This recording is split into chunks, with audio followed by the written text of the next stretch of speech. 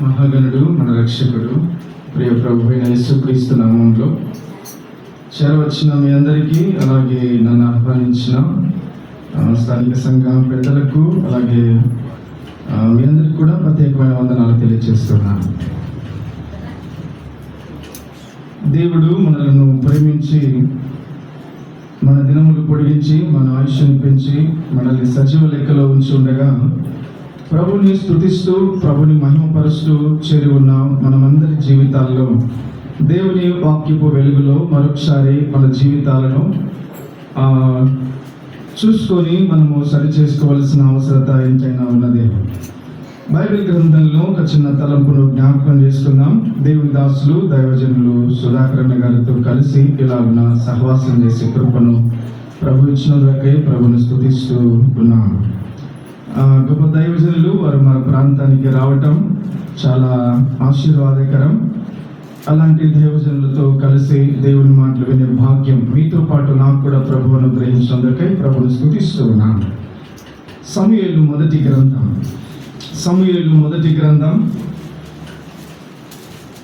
16వ అధ్యాయం 7 నుండి 10 వచనాలు చదువుకుందాం. 12వ వచనం వరకు. సమూయేలు మొదటి గ్రంథం 16వ అధ్యాయం 7 నుండి 12 వచనాలు. అయితే యెహోవా సమూయేలుతో ఇలాగ సెలవిచ్చాను, అతని రూపమును అతని ఎత్తును లక్ష్య పెట్టకము, మనుషులు లక్ష్య పెట్టు వాటిని యెహోవా లక్ష్య పెట్టడు. నేను అతని త్రోసివేసి ఉన్నాను, మనుషులు పైరూపమును లక్ష్య పెట్టుదురు గాని యెహోవా హృదయమును లక్ష్య పెట్టును. యెషయి అభినాదాబును పిలిచి సమూయేలు ఎదుటికి అతన్ని రప్పింపగా అతడు యెహోవా అతన్ని కోరుకొనలేదని. అప్పుడు యెషయి షమ్మాను పిలువగా అతడు యెహోవా ఇతనిని కోరుకొనలేదని.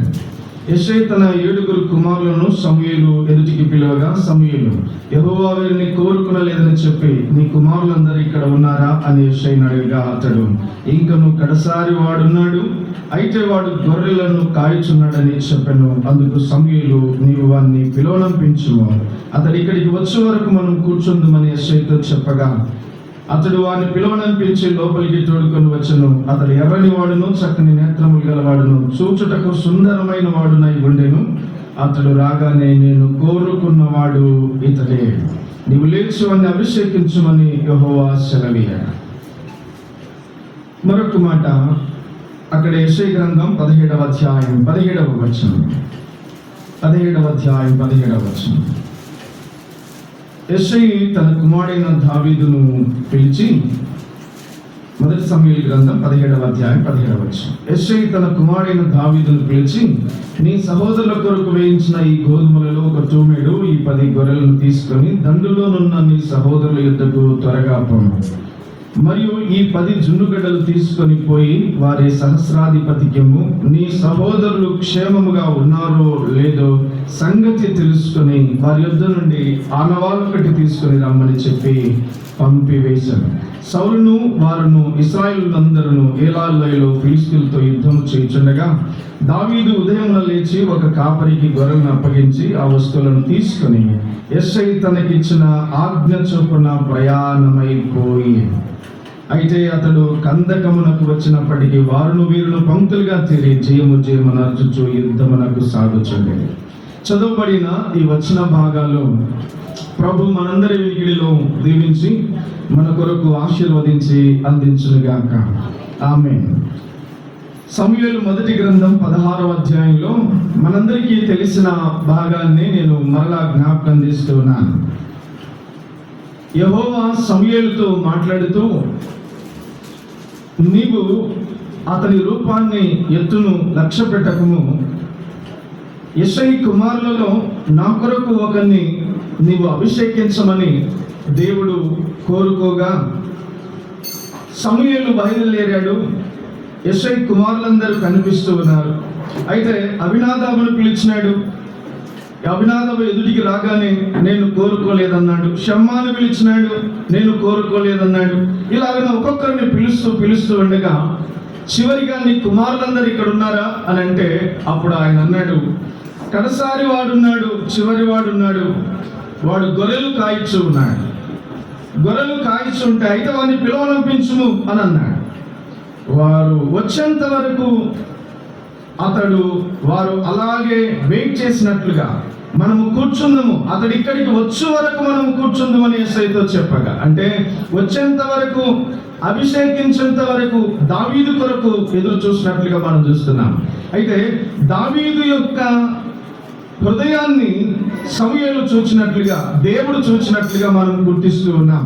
అందుకే అన్నాడు, మనుషులు పై రూపమును లక్ష్య పెట్టుదురు గాని యెహోవా హృదయమును లక్ష్య పెట్టును అన్నాడు.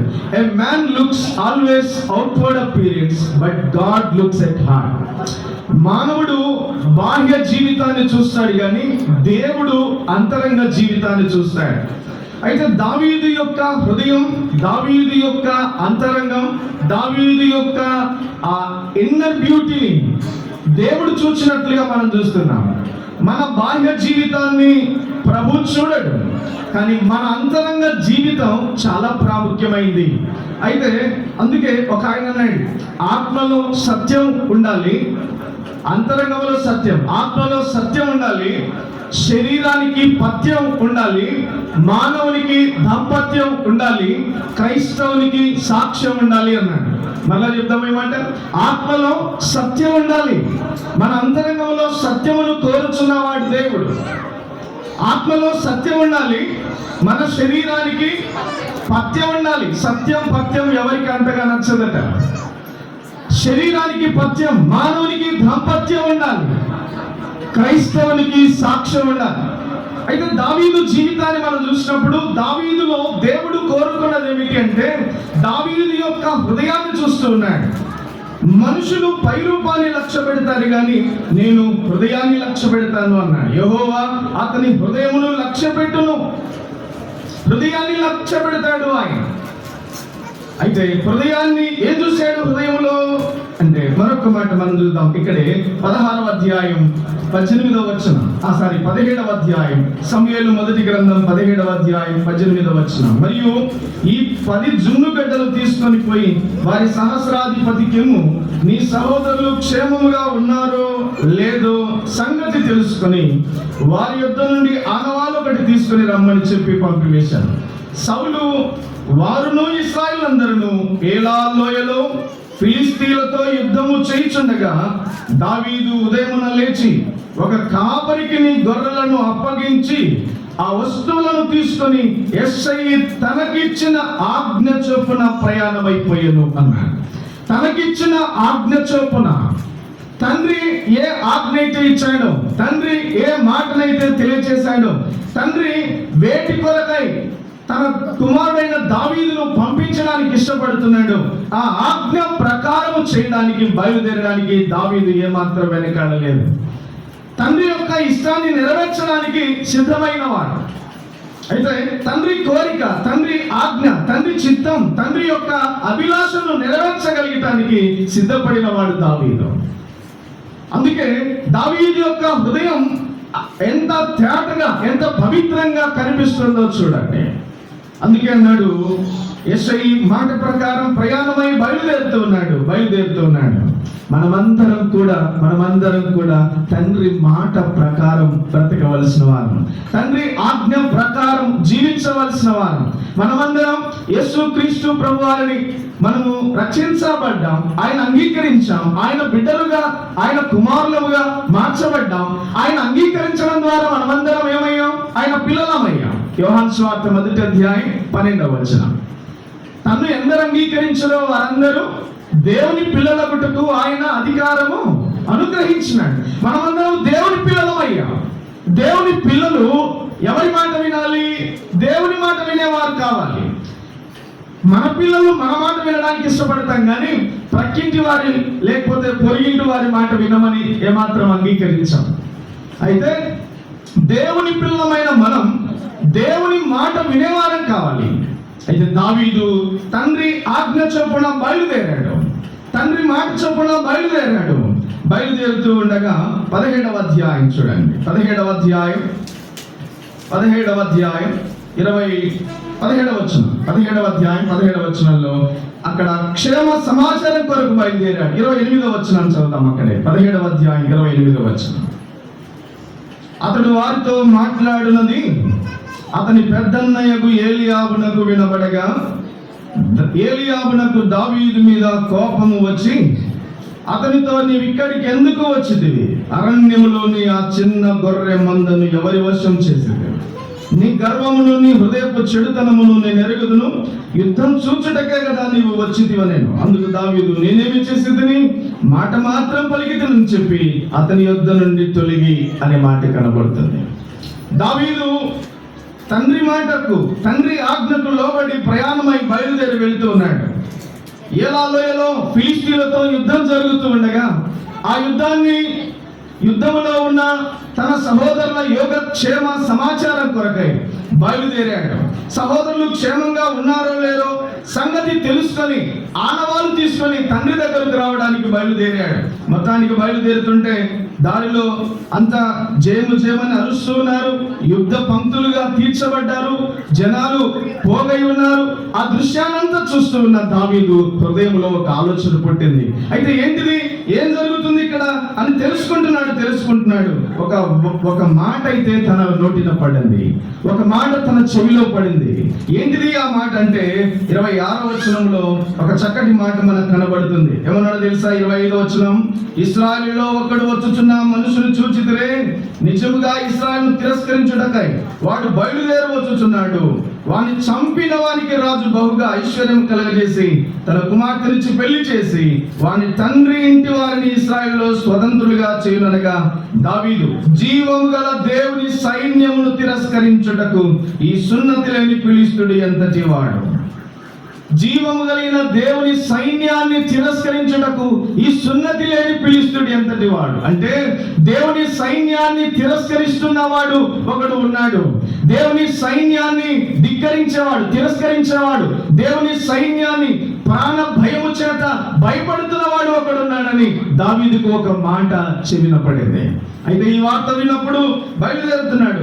ఏమి బహుమానం అంటే వారు చెబుతున్నారు, యుద్ధం చేస్తే జయిస్తే ఆ యొక్క గొల్యాతును ఓడిస్తే ఆ శత్రువును జయిస్తే వానికి బహుగా ఐశ్వర్యం ఇస్తాడట, రాజు కుమార్తెనిచ్చి పెళ్లి చేస్తాడట. ఇవన్నీ వింటున్నాడు. అయితే ఒక్క మాట మాత్రం తన మనసులో పడింది. ఏంటంటే జీవం కలిగిన దేవుని సైన్యాన్ని తిరస్కరించుతున్నవాడు ఈ సున్నతి లేని ఫిలిష్తీయుడు ఎంతటి వాడు. తండ్రి మాట కోసమై బయలుదేరాడు. తండ్రి మాట కొరకు బయలుదేరిన ఆ కుమారుని యొక్క హృదయంలో జీవం కలిగిన దేవుని కొరకు తన హృదయంలో ఉన్న బాధ, తన హృదయంలో ఉన్న రోషం, తన హృదయంలో ఉన్న పౌరుషం, తన హృదయంలో ఉన్న ఆ పోరాట పటిమను మనం చూస్తే దావీదు చిన్నవాడే. దావీదు యెష్షై కుమారులలో అందరికంటే చిన్నవాడే. కానీ దావీదు హృదయంలో ఒక ఆలోచన, జీవం కలిగిన దేవుని సైన్యం ఎక్కడ ఏమాత్రం ఓడిపోకూడదు, ఎక్కడ తల వంచకూడదు. జీవం కలిగిన దేవుని సైన్యం ఏమాత్రం నష్టపోకూడదు. జీవం కలిగిన దేవుని సైన్యం ఎక్కడ పడిపోకూడదు, పతనం కాకూడదు, నవ్వులపాలు కాకూడదు. జీవం కలిగిన దేవుని సంఘంలో మనం ఉన్నాం. జీవం కలిగిన దేవుని సంఘం కొరకు నీకు కూడా అటువంటి రోషం ఉండాలి, అటువంటి పౌరుషం ఉండాలి, అటువంటి ఆలోచన ఉండాలి. జీవం కలిగిన దేవుని సంఘం మనల్ని బట్టి ఏమాత్రం నష్టపోకూడదు, మనల్ని బట్టి ఏమాత్రం చెదిరిపోకూడదు, ఏమాత్రం బలహీనం కాకూడదు. అయితే జీవం కలిగిన దేవుని సైన్యం కొరకు దావీదు ప్రయత్నం చేస్తూ ఉన్నాడు. అయితే దావీదు వెళుతూ ఉన్నప్పుడు ఏలీయాబు సొంత అన్న దగ్గరికి వెళ్ళాడు. మొత్తానికి ఎట్టకేలకు ఆ యుద్ధం జరుగుతున్న ప్రదేశానికి వెళ్ళాడు. ఏలీయాబుకు అర్థమైంది, ఇదిగో తన సొంత తమ్ముడు వచ్చినాడని అర్థమైంది. ఏలీయాబుకు వినబడినప్పుడు ఏలీయాబు అంటున్నాడు, దావీదు మీద కోపం వచ్చి అన్నాడు. దావీదు మీద ఏమొచ్చింది? కోపం వచ్చి, అతనితో నీవు ఇక్కడికి ఎందుకు వచ్చింది? అరణ్యంలోని ఆ చిన్న గొర్రె మందను ఎవరి వశం చేసేది? నువ్వెందుకు వచ్చినావు ఇక్కడికి? ఆ గొర్రె మందలు ఎవరి వశం చేస్తున్నావు? నీ గర్వం, నీ చెడుతనం నేను ఎరుగుదును. యుద్ధం చేయడానికే వచ్చినావు కదా అంటున్నాడు.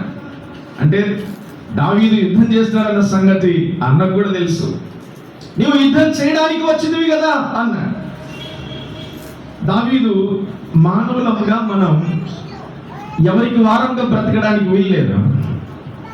మనమందరం సంఘజీవులం. అంటే సమాజంలో ఒకరితో ఒకరికి అవసరం ఉండదు. ఒకరితో ఒకరికి అవసరం ఉంటుంది, సంబంధం కలిగి ఉండవలసిన వారు. మనము అడవిలో అరణ్యంలో లేము ఒంటరిగా బ్రతకడానికి. నాకు ఇష్టం వచ్చినట్లు నేను ఉంటాను, ఎవరికి ఇష్టం వచ్చినట్లు ఎవరు ఉంటాం అనడానికి వీల్లేదు. ఎందుకంటే మనము ఖచ్చితంగా మనకు బంధాలు ఉంటాయి, బంధుత్వాలు ఉంటాయి, స్నేహాలు ఉంటాయి. మనకు రకరకాలైన మనుషుల మధ్యలో మనం బ్రతుకుతున్నాం. దేవుని సంఘంలో ఉన్న మనమందరం కూడా రకరకాలైన అభిప్రాయాలు, ఉద్దేశాలు ఉంటాయి. సమాజంలో కూడా రకరకాలైన ఆలోచనలు ఉంటాయి, మనస్తత్వాలు ఉంటాయి. మేలు కలిగించేవారు ఉంటారు, కీడు కలిగించేవారు ఉంటారు, అర్థం చేసుకునేవారు ఉంటారు, అపార్థం చేసుకునేవారు ఉంటారు, బలపరిచేవారు ఉంటారు, భంగం చేసేవారు ఉంటారు, ప్రోత్సహించేవారు ఉంటారు, పొడిచేవారు ఉంటారు, చేరదీసేవారు ఉంటారు, త్రోసివేసేవారు ఉంటారు, మనల్ని బలపరిచేవారు ఉంటారు, భంగం చేసేవారు ఉంటారు. సమాజంలో రకరకాలైన వ్యక్తుల మధ్యలో మనం బ్రతుకుతున్నాం. అయితే ఈ మాట నేను జ్ఞాపకం చేస్తున్నాను. దావీదు జీవితంలో కూడా దావీదు దేవునికి ఇష్టానుసారుడే, హృదయానుసారుడే. 139వ కీర్తనలో మనం చూస్తే ఆయన దీనులను లక్ష్య పెట్టగలిగిన దేవుడు. అయితే దావీదు దీనుడే, హృదయానుసారుడే, దేవునికి ఇష్టానుసారుడే, దేవుడు కోరుకున్నవాడే. అటువంటి దావీదుకు వ్యతిరేకమైన వ్యక్తుల మధ్యలో బ్రతుకుతూ ఉన్నాడు.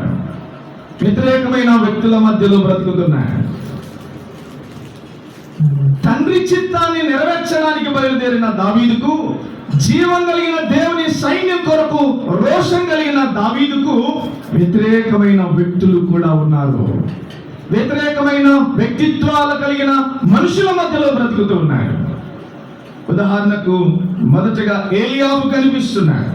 దావీదు బలమును ఎరిగి, దావీదు అనుభవాన్ని ఎరిగి, దావీదు యొక్క యోగ్యతను ఎరిగి కూడా ఏమాత్రం విచారించకుండా దావీదుని ఏమంటున్నాడు? దావీదు మీద కోపం వచ్చింది. నీ గర్వం, నీ హృదయపు చెడుతనం నేను ఎరుగుదును, యుద్ధం చూచుటకే కదా నీ వచ్చితివి అని అన్నాడు. వయసులో పెద్దవాడే, కానీ దావీదు యోగ్యతను గుర్తించలేకపోయాడు. యుద్ధానికి ముందు వెళ్ళిన వాడే, కానీ యుద్ధంలో విజయాన్ని పొందడానికి, విజయాన్ని సాధించడానికి ఏమాత్రం ఉపయోగపడని వ్యక్తిగా ఉన్నాడు. మనం చూస్తే మన వయస్సు ఒకవేళ పెద్దదిగా ఉండవచ్చు, మనకంటే చిన్నవారు ఆత్మీయంగా వారు వెళ్తున్నప్పుడు వారిని చూసి మనం అసూయ చెందాల్సిన పని లేదు. వారిని చూసి మనము తక్కువ కాదు. మనమందరం జీవం కలిగిన దేవుని సైన్యం కొరకు పనిచేస్తున్నాం. ఈ స్పృహ మనకు ఉండాలి. పెద్దవారైనా చిన్నవారైనా మనమందరం జీవం కలిగిన దేవుని సైన్యం, మనమందరం జీవం కలిగిన దేవుని సంఘం. ఆ సంఘం కొరకు మనం పనిచేస్తున్నాం. తండ్రి ఇష్టాన్ని నెరవేర్చడానికి మనం బయలుదేరినాము. మనమందరం మన ఇష్టాలను నెరవేర్చుకోవడానికి బిజీ అయిపోయినాం, కానీ దేవుని ఇష్టాన్ని నెరవేర్చడానికి మనం కొన్నిసార్లు మర్చిపోయినట్లుగా మనం బ్రతుకుతూ ఉన్నాం. అయితే చిన్నవారి యొక్క శక్తి సామర్థ్యాలను కూడా గుర్తించి వారిని ప్రోత్సహించడం, బలపరచడం ఎంతైనా అవసరం. మరొక మాట జ్ఞాపకం చేస్తాను. సమూయేలు మొదటి గ్రంథం 18వ అధ్యాయం, 18వ అధ్యాయం 6వ వచనం చూడండి. సమూయేలు మొదటి గ్రంథం 18వ అధ్యాయం 6-8 వచనాలు. దావీదు ఫిలిష్తీయుని హతము చేసి తిరిగి వచ్చినప్పుడు స్త్రీలు ఇశ్రాయేలు ఊళ్ళన్నింటిలో తంబురులతోనూ, సంభ్రముతోనూ, వాయిద్యములతోనూ పాడుచు, నాట్యమాడుచు రాజైన సౌలును ఎదుర్కొన్నటకు వచ్చింది. ఆ స్త్రీలు గానా ప్రతిగానములు చేయుచుండిరి. సౌలు 1000 కొలది, దావీదు 10,000 కొలది శత్రువులను హతము చేసిరని ఆ మాటలు సౌలునకు ఇంపుగా ఉండనందున అతడు బహు కోపం తెచ్చుకొని, వారు దావీదునకు 10,000 కొలదని, నాకు 1000 కొలదని స్తుతులు పాడిరే. రాజ్యము తప్ప మరి ఏమి అతడు తీసుకొనగలడు అనుకొనెను. కాబట్టి నాట నుండి సౌలు దావీదు మీద విషచూపు నిలిపేను. దావీదుకు మరొక వ్యక్తి కనిపిస్తున్నాడు. ఎవరు అంటే, యుద్ధానికి వెళ్ళాడు, యుద్ధం చేశాడు, ఎట్టకేలకు బయలుదేరి అన్నకు వ్యతిరేకంగా నచ్చకపోయినా జీవం కలిగిన దేవుని సైన్యం కొరకు రోషం కలిగిన వాడై బయలుదేరాడు.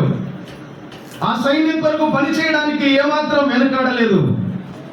అదే సౌలు ఏమన్నాడు? 17వ అధ్యాయం 37వ వచనంలో, యెహోవా నీకు తోడుగా ఉండునుగా, కానీ దావీదును బలపరిచి పంపించిన వాడే. యుద్ధం చేశాడు, యుద్ధంలో నిలబడాడు, యుద్ధంలో జయం సాధించాడు. ఇదిగో ఫిలిస్తీని యొక్క గొల్యాతుని యొక్క తలను తీసుకుని వచ్చాడు. వస్తే వారందరూ ఏం చేస్తున్నారు? స్తుతిస్తున్నారు, అంటే ఘనపరుస్తూ ఉన్నారు, హెచ్చిస్తూ ఉన్నారు, అభినందిస్తూ ఉన్నారు, ప్రోత్సహిస్తూ ఉన్నారు. సౌలు 1000 కొలది, దావీదు 10,000 కొలది అని స్తుతులు పాడిరే. దావీదుకు 10,000, సౌలుకు 1000 కొలది స్తుతులు పాడిరే అని నాట నుండి ఏమని? సౌలు దావీదు మీద విషచూపు నిలిపాను అన్నాడు. ఆ రోజు నుంచి నాట నుండి ఏమనుకోవాలి? వాస్తవానికి తన రాజ్యం పోతుందేమో, నన్ను కూడా చంపేవాడు శత్రువు నా పక్షాన నిలబడి చిన్నవాడైనా మొత్తానికి యుద్ధం చేశాడు, శత్రువును జయించాడు, రాజ్యాన్ని సింహాసనాన్ని కాపాడాడు అని అభినందించాలి, బలపరచాలి. కానీ తనను పొగుడుతూ ఉంటే, దావీదును మెచ్చుకుంటుంటే సౌలుకు విషచూపు వచ్చిందట.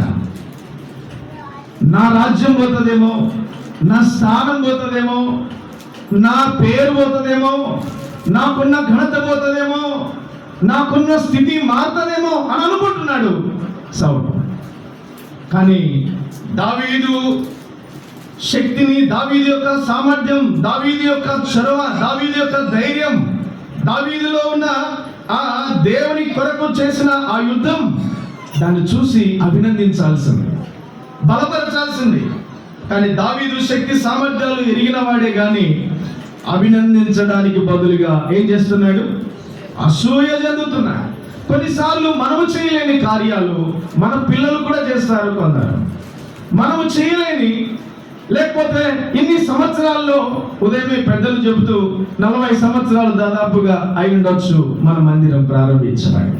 ఇన్ని సంవత్సరాల్లో మనము చేయలేని కార్యాలు మన తర్వాత తరములో ఒకవేళ యవనస్తులు కానీ చిన్నవారు కానీ ఒకవేళ వారు చేస్తూ ఉండగా మనం ఏం చేయాలి? వారిని అభినందించాలి, వారిని బలపరచాలి, వారిని ప్రోత్సహించాలి, వారిని ఆదరించాలి. వారికి మేమున్నాం, మీ వెనక నువ్వు ముందుకు వెళ్ళు అని సరైన సలహాలు ఇచ్చి మరి ఎక్కువగా వారిని ప్రోత్సహించగలిగితే మనము ఎంతగా ఆశీర్వదించబడతామో.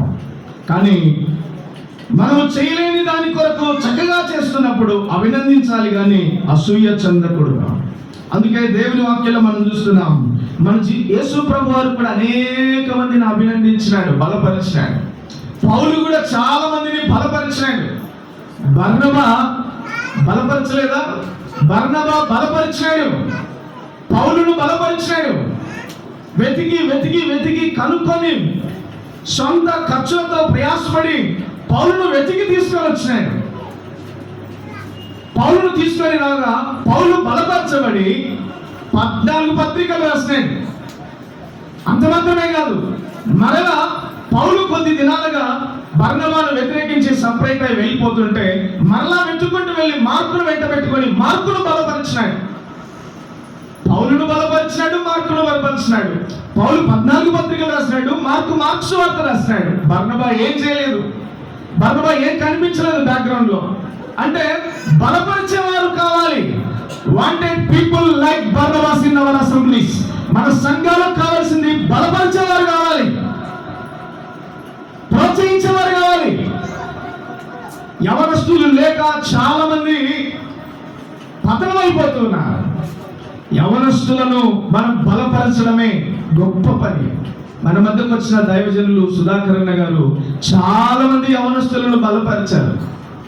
దాదాపుగా నేను కొన్ని సంవత్సరాలు అదే సంఘంలో, అక్కడే విజయవాడలో నేను చదువుతున్నప్పుడు ఆ సంఘానికి వెళ్తూ వస్తూ పరిచర్యలో, అక్కడ ఉన్న పరిచర్యలో కూడా నేను పాల్పంపులు పొందడం జరిగింది. అంటే బలపరిచే వారు ఉంటే వారు గొప్పవారు అవుతారు. బర్నబా కంటే పౌలు గొప్పవాడయ్యాడు. ఎంతగా బలపరిచినాడంటే చివరికి బర్నబాని ఎక్కడికైనా పిలిస్తే పౌలును ముఖ్య ప్రసంగికునిగా పెట్టాడట. ఎంత పెద్ద మనసు ఉండాలి బర్నబాకు, ఎంత గొప్ప ప్రోత్సాహం చేసే బలపరిచే మనసు ఉండాలి. మార్చు వార్త రాసినాడు. ఎంత గొప్ప పరిచర్యను. పెద్దలు బలపరిచేవారైతే వినండి మాట, సంఘములో ఆణిముత్యాలు బయలుదేరుతాయి. పెద్దలు బలపరిచేవారైతే సంఘంలో ఆణిముత్యాలు బయలుదేరుతాయి. బర్నబా బలపరిచాడు, ఒక్కడే బలపరిచితే పౌలు వచ్చినాడు, 14 పత్రికలు రాసినాడు. మార్కు వచ్చినాడు, మార్చు వార్త రాసినాడు. బలపరచడం. అయితే దేవుని వాక్యంలో మనం చూస్తున్నాం, దావీదు జీవితంలో వ్యతిరేకమైన వ్యక్తుల మధ్యలో దావీదు హృదయం ఎలా కనిపిస్తుందంటే, దావీదు తండ్రి ఇష్టాన్ని నెరవేర్చడానికే ఉన్నాడు. రెండవదిగా జీవం కలిగిన దేవుని సైన్యంలో జీవం కలిగిన దేవుని కొరకు రోషం కలిగి ఉన్నాడు.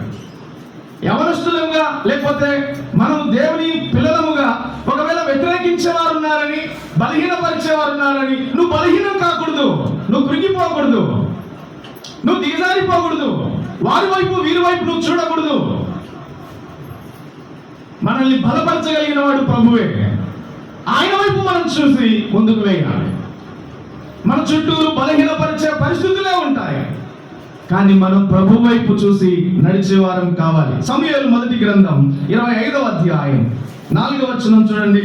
సమూయేలు మొదటి గ్రంథం 25వ అధ్యాయం 4వ వచనం త్వరగా జ్ఞాపకం చేసుకుందాం. దేవుని దాసులకు మనము సమయాన్ని అప్పగిద్దాం. సమూయేలు మొదటి గ్రంథం 25వ అధ్యాయం 4వ వచనం. నాబాలు గొర్రెబొచ్చు కత్తెర వేయించుచున్నాడని అరణ్యమందు దావీదు విని తన పనివారిలో 10 మందిని పిలిచి వారితో ఇట్లా, నేను మీరు కర్మేలునకు నాబాలు నద్దకు పోయి నా పేరు చెప్పి కుశల ప్రశ్నలు అడిగి ఆ భాగ్యవంతునితో నీకును నీ ఇంటికిని నీకు కలిగిన అంతటికిని క్షేమమవును గాక అని పలికి ఈ వర్తమానము తెలియచెప్పవలెను. నీ వద్ద గొర్రెబొచ్చు కత్తిరించు వారు ఉన్నారని సంగతి నాకు వినబడెను. నీ గొర్రె కాపరులు మా యొద్ద నుండగా మేము వారికి ఏ కీడును చేసి ఉండలేదు. వారు కర్మేల్లో ఉన్నంత కాలం వారేది పోగొట్టుకొనలేదు. నీ పని వారిని నీవు అడిగిన ఎడల వారు అలాగూ చెప్పుదురు. కాబట్టి నా పని వారికి నీ దయ చూపుము అన్నాడు. దావీదు నా పని వారికి దయ చూపుమన్నాడు. 9వ వచనం. దావీదు పనివారు వచ్చి అతని పేరు చెప్పి ఆ మాటలన్నింటినీ నాబాలుకు తెలియజేసి కూర్చుండగా, నాబాలు, దావీదెవడు, యెష్షయి కుమారుడెవడు, తమ యజమానులను విడిచి పారిపోయిన దాసులు ఇప్పుడు అనేకులున్నారు అంటున్నాడు. దావీదు నాబాలు యొక్క గొర్రెలకు నష్టం కలగకుండా దావీదు యొక్క పనివారే కాపాడారు. దావీదు ద్వారానే నాబాలు మేలు పొందినాడు. అయితే నాబాలు ఎలాగో మాట్లాడుతున్నాడంటే, సహాయం కొరకు రాగా దావీదు సహాయాన్ని దావీదు పనివారి యొక్క పని కొరకు నాబాలు దగ్గరికి పంపించగా వినయంగానే అడుగుతున్నాడు, దీనంగానే అడుగుతున్నాడు, తగ్గింపు కలిగి అడుగుతున్నాడు. కానీ నాబాలు మాట్లాడుతున్న మాట ఏమిటి? దావీదెవడు, యెష్షయి కుమారుడెవడు, నేను సంపాదించినవి నేనెందుకు ఇవ్వాలి అన్నట్లుగా. లేకపోతే యజమాని విడిచిపోయిన దాసులు అనేక మంది ఉన్నారు, వారిలో ఎంతమందో దావీదెవడు, అసలు ఎవడో దావీదు అన్నట్లుగా. అంటే మేలు చేసిన వారిని, సహాయం చేసిన వారిని మర్చిపోయిన వాడుగా ఉన్నాడు నాబాలు. కొన్నిసార్లు మనము ప్రారంభంలో ఉన్నప్పుడు మనల్ని బలపరిచిన వారు ఉంటారు, మనల్ని ప్రోత్సహించిన వారు ఉంటారు, మనకు మేలు చేసిన వారు ఉంటారు, మనల్ని ఆదరించిన వారు ఉంటారు, మనల్ని చేయూతనిచ్చిన వారు ఉంటారు. వారిని ఎప్పుడు మనం మర్చిపోకూడదు.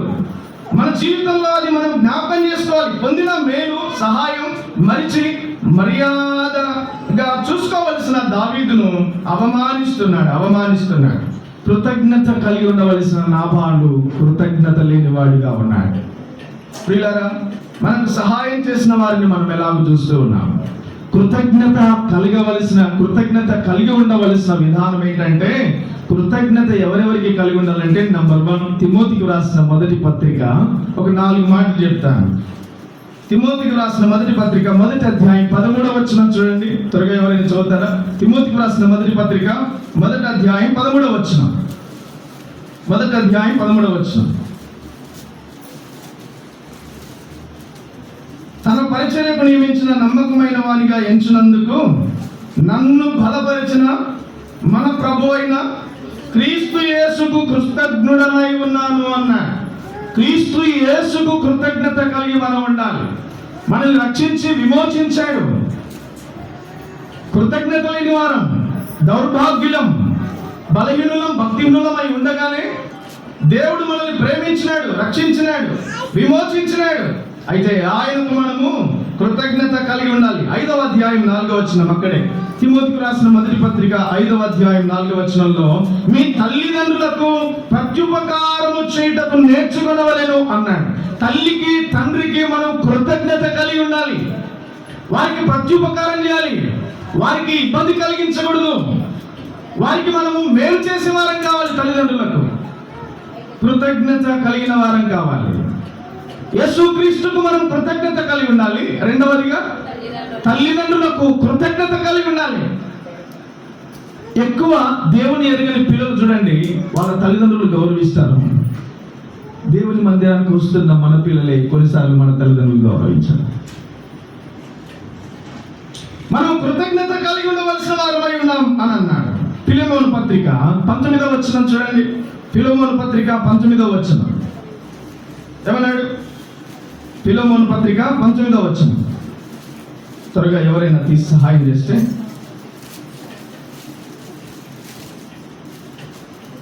చదవండి. ఆత్మ విషయంలో నీవు నాకు రుణగ్రస్తుడవు అన్నాడు పౌలు. అంటే ఆత్మీయంగా మనల్ని రక్షించి, మనల్ని రక్షణలోనికి నడిపించి, వాక్యం చెప్పి, బలపరిచి, మనల్ని ప్రభువులో స్థిరపరిచి, ప్రభువులో నడిపిస్తున్న, ప్రభువును మనకు పరిచయం చేసిన దేవుని దాసులు ఎవరైతే ఉన్నారో వారిని మనం మర్చిపోకూడదు. వారికి మనము లోబడి ఉండాలి. వారిని మనం గౌరవించాలి. వారిని మనము ప్రేమించాలి. వారికి లోబడి ఉండాలి. అదే మనల్ని కోరుకుంటాడు. ఫిలిప్పీ పత్రిక 4వ అధ్యాయం 14వ వచనంలో, ఫిలిప్పీ పత్రిక 4వ అధ్యాయం 14వ వచనంలో మనం చూస్తే, అయితే మనకు సహాయం చేసిన వారిని, అక్కరలో, అవసరతలో, కష్టాల్లో మనకు సహాయం చేసిన వారిని కూడా మనం మర్చిపోకూడదు.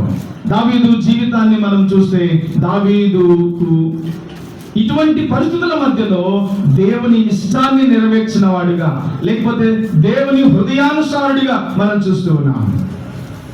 దావీదు ఇటువంటి పరిస్థితుల మధ్యలో తండ్రి ఇష్టాన్ని మాత్రమే నెరవేరుస్తున్నాడు.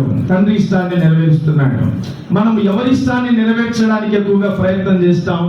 ఎవరి మన్నన పొందడానికి ఎక్కువగా ప్రయత్నం చేస్తాం కదా? ఎవరి మన్నన? చాలాసార్లు మనం తండ్రి ఇష్టం కంటే, దేవుని ఇష్టం కంటే, మనుషుల ఇష్టం ప్రకారం బ్రతకడానికి, నెరవేర్చడానికి మనం ఎక్కువగా ప్రయాసపడుతూ ఉన్నాం. అందుకే చాలాసార్లు మనం ఇలా అనుకుంటుంటాం.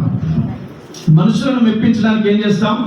చిన్నపిల్లల కళ్ళు మొయ్యాలంటే జోక్ కొట్టాలంట. చిన్నపిల్లల కళ్ళు మొయ్యాలంటే జోక్ కొట్టాలి. పెద్దల కళ్ళు మొయ్యాలంటే జై కొట్టాలట. అందుకే ఈ రోజున ఎవరికి అనిపిస్తే వాళ్ళ దగ్గర అలా నటించడం అనేది అలవాటు అయిపోయింది. నిజంగా మనం దేవుని సంతోషపరుస్తున్నామా అనేది కొన్నిసార్లు మనం మర్చిపోతున్నాం. అభిషాలోము జీవితంలో మనం చూస్తే, అభిషాలోము అధికారం కొరకు ఏం చేసినాడు? తండ్రి దగ్గర ఉన్న వారందరినీ తన వైపుకు తిప్పుకున్నాడు. ఈ రోజున ఒకరి దగ్గర మనం ఏదైనా పొందుకోవడానికి, ఒక పేరు కానీ, ఒక అధికారం కానీ, మనం ఒక నాయకుడిగా ఉండడం కోసమై ఎక్కువగా ఇష్టపడి ఏం చేస్తున్నాం? అనేకులను మనము మనకు అనుకూలంగా మలుచుకుంటున్నాం. అనుకూలంగా మనము వారిని మోడు చేస్తున్నాం.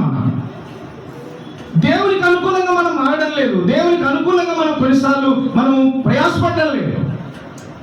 మనకి ఇష్టం వచ్చినట్లుగా, మనకు అనుకూలముగా, మనకు నచ్చినట్లుగా మనం చేస్తూ ఉన్నాం. అయితే దావీదు జీవితంలో మనం చూస్తే, మనుషులు వ్యతిరేకమైన వ్యక్తుల మధ్యలో దేవునికి ఇష్టానుసారుడిగా, దేవునికి నచ్చినట్లుగా ఉండడానికి దావీదు ప్రయాసపడినట్లుగా మనం చూస్తున్నాం. చివరిగా ఒక మాట నేను మీకు జ్ఞాపకం చేస్తాను. సమూయేలు 2వ గ్రంథం 16వ అధ్యాయం. సమూయేలు 2వ గ్రంథం 16వ అధ్యాయం 5వ వచనం. 16వ అధ్యాయం 5వ వచనం. రాజైన దావీదు బహురీము దక్కునకు వచ్చినప్పుడు సౌలు కుటుంబీకుడగు గెరా కుమారుడైన షిమి అను ఒకడు అతడి నుండి బయలుదేరి వచ్చెను. అతడు వెంట నడుచుచు దావీదును శపించుచు జనులందరూ బలాఢ్యులందరూ దావీదు ఇరుపార్శ్వముల నుండగా రాజైన దావీదు మీద అతని సేవకులందరి మీద రాళ్ళు రువ్వుచు వచ్చెను. ఈ షిమి నరహంతకుడా, దుర్మార్గుడా, చీ పో, నీ వేల వలన నీవు వెళ్ళగొట్టిన సౌలు ఇంటి వారి హత్యను యెహోవా నీ మీదికి రప్పించి యెహోవా నీ కుమారుడైన అబషాలోము చేతికి రాజ్యమును అప్పగించి ఉన్నాడు. నీవు నరహంతకుడవు కనుకనే నీ మోసములో నీవు చిక్కబడి ఉన్నావని చెప్పి రాజును శపింపగా. అయితే దావీదు వెంట నడిచిన వాడే షిమి, దావీదుతో పాటు నడిచిన వాడే, దావీదును వెంబడించిన వాడే. కానీ షిమి దావీదును దూషిస్తా ఉన్నాడు, దావీదును దుమ్మెత్తిపోస్తూ ఉన్నాడు, అవమానపరుస్తున్నాడు, హేళన చేస్తూ ఉన్నాడు. కానీ ఇటువంటి పరిస్థితుల మధ్యలో దావీదు ఏమీ మాట్లాడలేదు. దావీదు ఏమంటున్నాడు తెలుసా? చివరికి దేవుడే వారికి సమయం ఇచ్చాడు, దేవుడే వారికి ఆ మనసును ఇచ్చాడు. అందుకే వారు ఏం చేస్తున్నారు? దూషిస్తూ ఉన్నాడు. 11వ వచనం అంటాడు, నా కడుపున పుట్టిన నా కుమారుడే నా ప్రాణం తీయ చూస్తుండగా ఈ బెన్యామీయుడు ఈ ప్రకారం చేయట ఏమాశ్చర్యం. యెహోవా వారికి సెలవిచ్చినాడు కనుక వారిని శపించనియండి అని అన్నాడు. శపించేవారిని శపించనివ్వండి, దూషించేవారిని దూషించనివ్వండి, అవమానపరిచేవారిని అవమానపరచనివ్వండి, హేళన చేసేవారిని హేళన చేయనివ్వండి, పాడు చేసేవారిని పాడు చేయనివ్వండి. అయితే దేవుడు వారికి సెలవిచ్చాడు అని దావీదు గ్రహించి ఏమన్నాడు? మౌనముగా ఉన్నాడు. చివరికి దేవుని దృష్టిలో ఇష్టడుగా ఉన్నాడు. కానీ అనేక మంది రాళ్ళు రువ్వుతూ ఉన్నా, రాళ్ళు విసురుతూ ఉన్నా చివరికి రాళ్లతో కొట్టడానికి బయలుదేరాడట. అనుచరులే కొట్టడానికి బయలుదేరినప్పుడు దావీదు ఏమాత్రము మాట్లాడలేదు. 30వ అధ్యాయం 1 సమూయేలు గ్రంథం 6వ వచనంలో అనుచరులు కూడా దావీదు మీద ఏం చేశారు? విరోధులైపోయారు. అనుచరులు కూడా దావీదును వెంబడిస్తున్న వారు కూడా 30వ అధ్యాయం 6 వచనాలు చదివితే చివరి 6వ వచనంలో దావీదు మిక్కిలి దుఃఖపడెను అనే మాట కనబడుతుంది. ప్రాణము విసిగినందున రాళ్ళు రువి దావీదును చంపుదము రండని వారు చెప్పుకుంటున్నారు. దావీదు అనుచరులే, కానీ దావీదుకు ఒకటే ఆధారం. చివరిగా 6వ వచనం చివరి లైన్లో అన్నాడు, సమూయేలు మొదటి గ్రంథం 30వ అధ్యాయం 6వ వచనంలో దావీదు తన దేవుడైన యెహోవాను బట్టి ధైర్యము తెచ్చుకొనెను అన్నాడు. దేవుని బట్టి ధైర్యము తెచ్చుకొనెను అని అన్నాడు. దేవుని బట్టి ధైర్యం తెచ్చుకొనెను అని అన్నాడు. అయితే ఈ ఉదయకాలం వేళ మన ధైర్యం దేవుడు కావాలి, మన ఆధారం దేవుడు కావాలి, మన బలం దేవుడు కావాలి. దేవుని ఇష్టాన్ని నెరవేర్చడానికి మనం ప్రయాసపడాలి. మనుషులను మెప్పించడానికి, మనుషుల దగ్గర మన్నన పొందడానికి ఏమాత్రము కాదు ప్రియులారా. అందుకే అనుచరులే ఆయన వ్యతిరేకిస్తూ ఉన్నారు. కానీ దేవుని తృప్తిపరచడానికి, దేవుని మహిమపరచడానికి దావీదు మౌనం వహించినాడు. దావీదు దేవుని ఇష్టానుసారుడు, దేవుడు కోరుకున్నవాడు, నేను కోరుకున్నవాడు ఇతడే అనడానికి కారణం ఏంటంటే దావీదు హృదయాన్ని దేవుడు చూస్తున్నాడు. ఇటువంటి పరిస్థితుల మధ్యలో మన హృదయం ఎలాగుంటుంది? ఇటువంటి పరిస్థితుల మధ్యలో మన తలంపులు ఎలాగుంటాయి? అసూయపడే వారి మధ్యలో, విషయాన్ని చిమ్మేవారి మధ్యలో, బలహీన పరిచేవారి మధ్యలో, ఆదరణ లేని పరిస్థితుల మధ్యలో మన జీవితం ప్రభు కొరకు నిలబడగలుగుతుందా? దావీదు జీవితాన్ని మనం చూస్తే అసూయపడేవారు, అవమానించేవారు, హేళన చేసేవారు, బలహీనపరిచేవారు, కృంగదేసేవారి మధ్యలో ఉన్నప్పటికీ దేవుని బట్టి, యెహోవాను బట్టి ధైర్యం తెచ్చుకున్నాడు. నేను కూడా దేవుని బట్టి ధైర్యం తెచ్చుకునే వారం కావాలి. అందుకే ఒక ఆయన అన్నాడు, జనబలం లేకపోయినా పర్వాలేదు, ధనబలం లేకపోయినా పర్వాలేదు. కొందరికి జనబలం ఉంటుంది, కొందరికి ధనబలం ఉంటుంది. జనబలం లేకపోయినా పర్వాలేదు, ధనబలం లేకపోయినా పర్వాలేదు. జనబలం లేకపోయినా, ధనబలం లేకపోయినా దైవ బలాన్ని మనం సంపాదించాలి. అందుకే దావీదు అన్నాడు కదా, యెహోవా నా బలమా అన్నాడు. నీ బలం ఏది? మన బలం దేవుడు కావాలి, మన బలం ధైర్యం కావాలి కదా. అందుకే ఒక ఆయన అన్నాడు, వరదలు తెప్పలు తెప్పలుగా వస్తే కప్పులు కుప్పలు కుప్పలుగా వస్తాయట. కాబట్టి అన్ని మన దగ్గర ఉన్నప్పుడు, అన్ని అనుకూలంగా ఉన్నప్పుడు అందరూ మన వాళ్ళే, అందరూ నీకు అనుకూలంగానే ఉంటారు. కానీ దైవ బలాన్ని మనం కలిగి జీవిద్దాం, దేవుని కొరకు మనం బ్రతుకుదాం, దేవుని ఇష్టాన్ని నెరవేర్చడానికి మనం ప్రయాసపడదాం. ప్రభువుగా మనల్ని బలపరిచి దీవించి మనల్ని నడిపించును గాక.